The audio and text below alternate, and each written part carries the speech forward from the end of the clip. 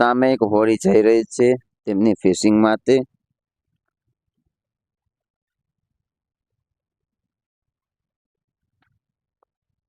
આમે એક બીજી હોડી જઈ રહી છે ફિશિંગ માટે.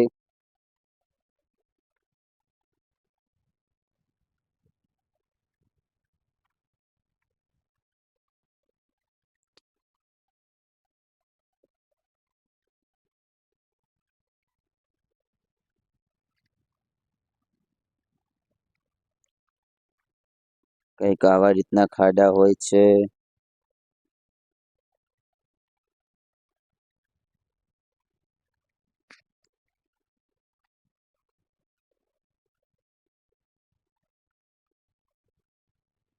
આ બધું જેટલું દેખાઈ રહ્યું છે તમને વિડીયોના માધ્યમથી, તે પણ સમુદ્ર આ જે ઓટ છે એટલા માટે જ આપણે જોવા મળી રહ્યું છે.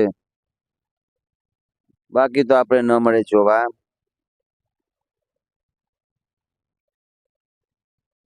લાગે છે ને એકદમ આપણે સ્વર્ગની ધરતી પર આવી ગયા હોય એવું આ સમુદ્રનો નજારો.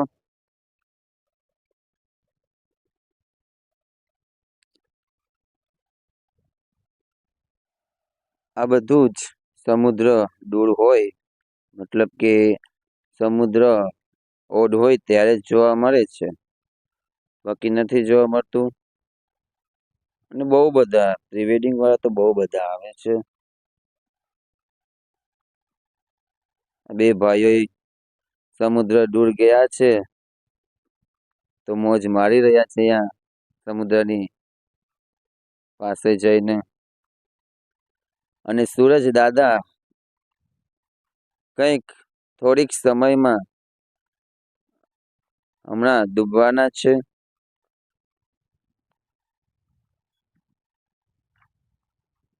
બહુ બધી હોડીઓ બોટો એમની ફિશિંગ માટે નીકળી ગઈ છે.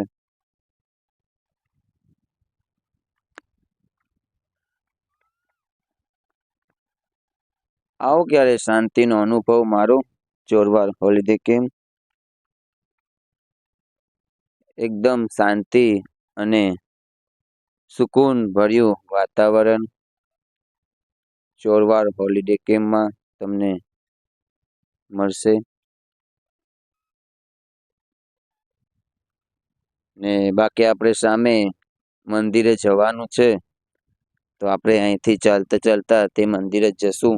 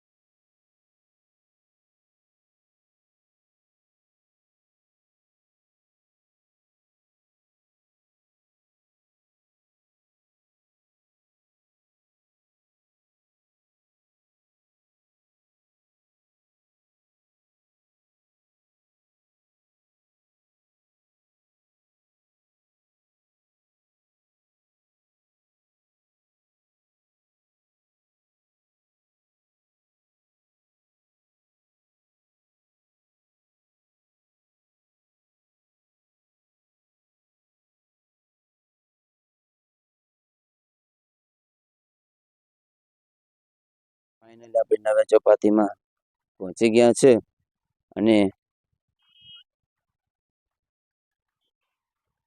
કંઈક આવી રીતનું નવી ચોપાટીનું નિર્માણ થઈ રહ્યું છે અને દરેશ્વર મહાદેવ મંદિરની સામે જ એક્ઝેક્ટ બાજુમાં જ ત્યાં નવી ચોપાટીનું નિર્માણ થઈ રહ્યું છે અને બાળકોના મનોરંજન માટે કંઈક પક્ષીઓના દ્રશ્ય મૂકવામાં આવ્યા છે. આ હતા આપણા બગલાભાઈ, સામે આપણા બગલાભાઈ છે અને બગલાભાઈની બાજુમાં જઈને તમને બતાવું બગલાભાઈ શું કરી રહ્યા છે અને નવી ચોપાટીમાં ગમે છે કે નહીં તે આપણે બગલાભાઈની બાજુમાં જઈને તેમને પૂછીએ.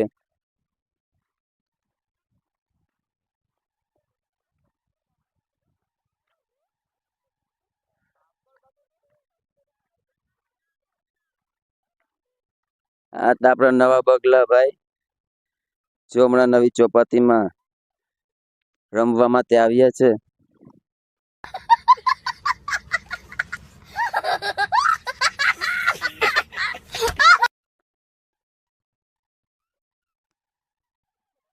કેવો લાગો તમને બગલો?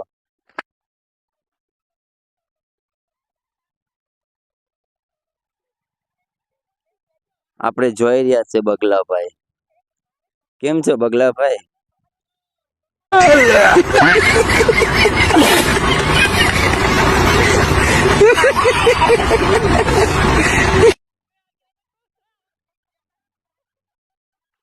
આ કઈક આવી રીતનો ગેટ બની રહ્યો છે.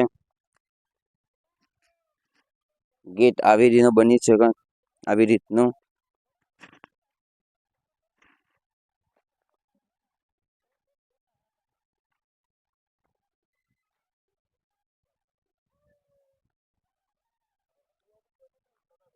બહારથી કંઈક આવી રીતનો ગેટ બની રહ્યો છે અને જ્યારે બનીને ચોપાટી કમ્પ્લીટ થશે ત્યારે એક નંબર વ્યૂ આવવાનો છે.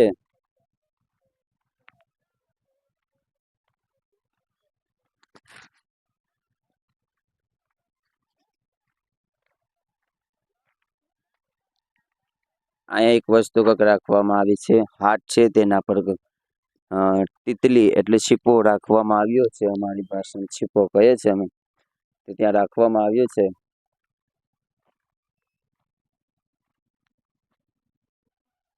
સામે નાના નાના બગલાના બચ્ચા રાખવામાં આવ્યા છે.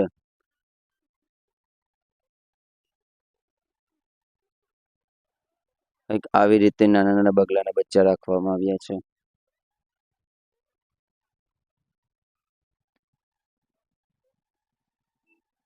તો ફાઇનલી આપણે પહોંચી ચૂક્યા છે. જે મંદિરે આપણે જવાનું હતું તે ફાઇનલી આપણે પહોંચી જ ગયા છે અને હમણાં જ તમને હું તે મંદિરના દર્શન કરાવું અને દરેશ્વર મહાદેવના દર્શન કરાવું. તો ત્યારે થવા આવ્યું છે અંધારું અને સૂર્ય ડૂબી ગયો છે.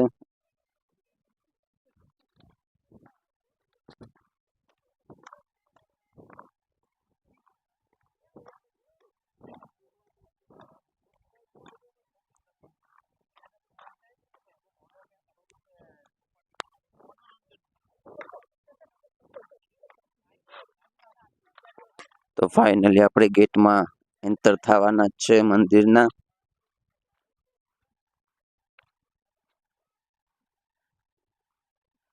તો ફાઇનલી આપણે દડેશ્વર મહાદેવ મંદિર પૂગી ગયા છે. કંઈક આવી રીતનું મંદિર છે. તો મિત્રો અહીંયા આવો તો બહુ મજા આવશે.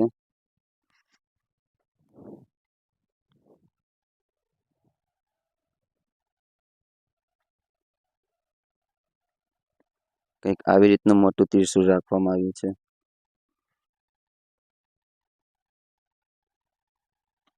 અને ખૂબ બધા ભાવિક ભક્તો અહીંયા દર્શન માટે આવી રહ્યા છે.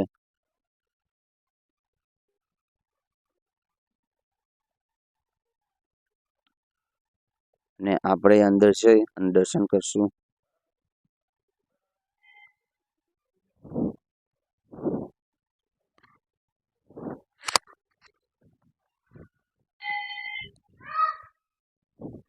તો ફાઇનલી આપણે પૂગી ગયા છે દરેશ્વર મહાદેવ મંદિર.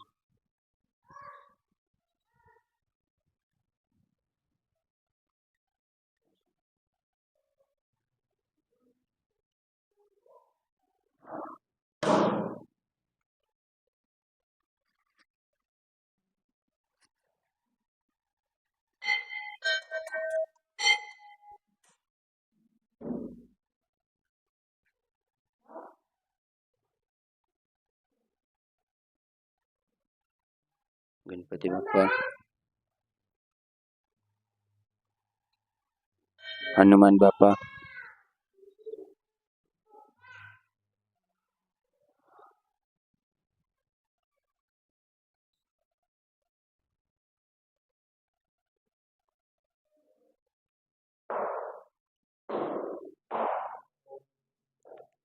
ફ્રેન્ડ્સ તમને મંદિરની પાછળનું વ્યૂ બતાવું અને કંઈક આવી રીતનું મંદિરની પાછળનું વ્યૂ આવે છે.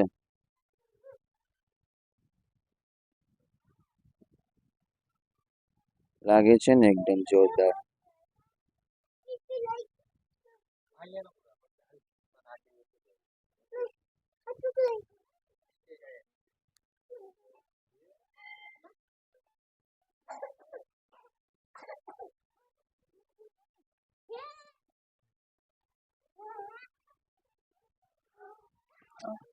દરેશ્વર મહાદેવ મંદિરની પાછળનો વ્યૂ છે અને પેલી ચોપાટી ઓલી અને આ બીજી ચોપાટીથી કંઈ કમ ન કહેવાય એવું દ્રશ્ય છે આ બાજુ.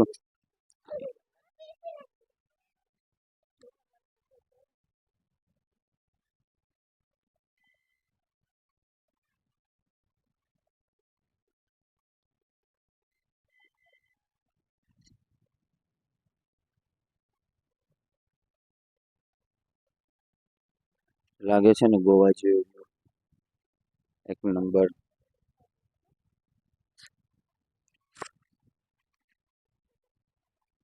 તો ફ્રેન્ડ્સ આપણે એક આ લોંગ વિડીયો બનાવ્યો હતો અને પૂરેપૂરો આપણા વિડીયોમાં મને આશા છે કે તમને મજા આવી જશે અને તમને આ વિડીયોના માધ્યમથી તમને કંઈક નવું જોવા મળ્યું હોય ને કંઈક સમુદ્રના દ્રશ્યો જોવા મળ્યા હોય તો આ ચેનલને સબસ્ક્રાઈબ કરી લેજો અને મારી સાથે કન્ટિન્યુ બન્યા રહેજો.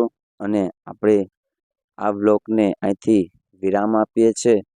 તો જય માતાજી, જય દરેશ્વર દાદા, જય મા ભવાની.